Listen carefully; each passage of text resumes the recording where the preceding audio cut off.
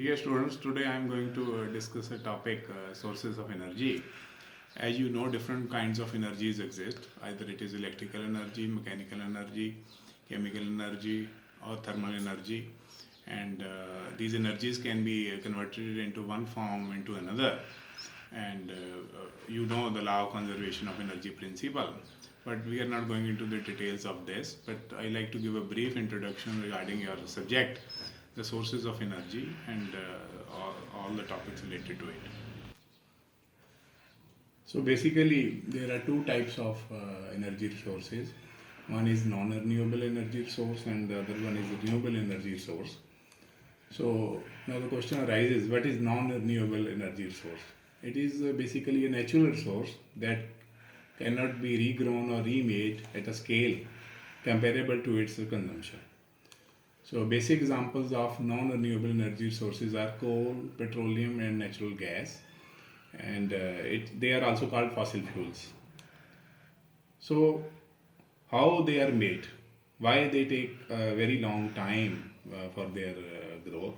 So as you see, if you see the case of dead plants or animals, and if they are put in the swamp for 300 million years, or in the water for 100 million years, or under a very high temperature and pressure, they can be converted into coal, right? So similarly, the oil and gas can be made either due to the ocean or due to the sand. But in both the cases, the dead plants or the animals have to be buried for millions of years, right? So going further, now the topic comes the greenhouse effect. Basically, it is very important for the survival of human beings, as the earth remains warm due to its effect.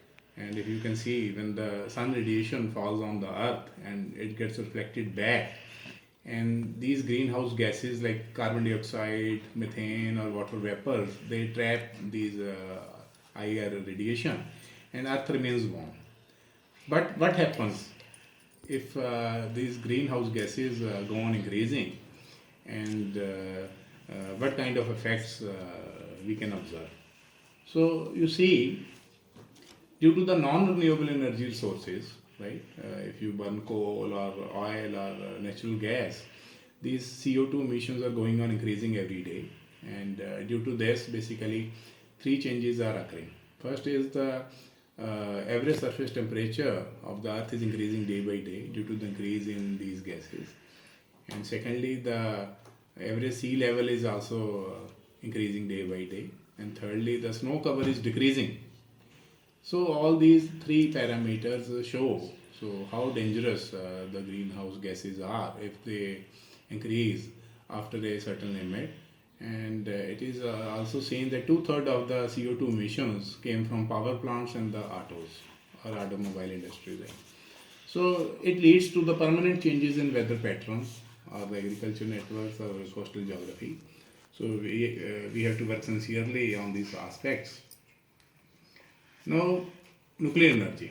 So, if you see, nuclear energy is also a non-renewable energy source, because once the uranium is used, it is gone. So, you cannot use the same uranium again and again. So, it comes under this non-renewable energy source. So, now in the end, the question comes, if the non-renewable energy resources are, or they cannot be remade at a scale comparable to their consumption, so what are the renewable resources or renewable energy resources? So I will like to give a brief introduction today regarding the different kind of renewable energy sources, and like what is the green energy or renewable energy source, and what are its different types, what is sustainability, what is cost and efficiency, what is recycling.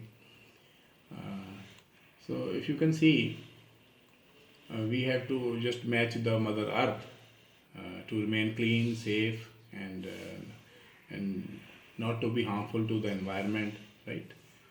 So just see, so the biomass, the solar energy, geothermal energy, wind energy, or the water energy, all these are the forms of the renewable energy sources. Like solar energy, We will discuss in detail the type of solar panels, right? And the biomass energy, how it can lead to the formation of diesel or the other products, and the geothermal energy is related to the heat energy under the earth crust, and wind energy, wind tunnels, we will discuss in detail later in our later lectures. And water, like hydro dams, hydropower dams, basically are formed to generate electricity using the water flow. All these we will discuss in the coming lectures in detail.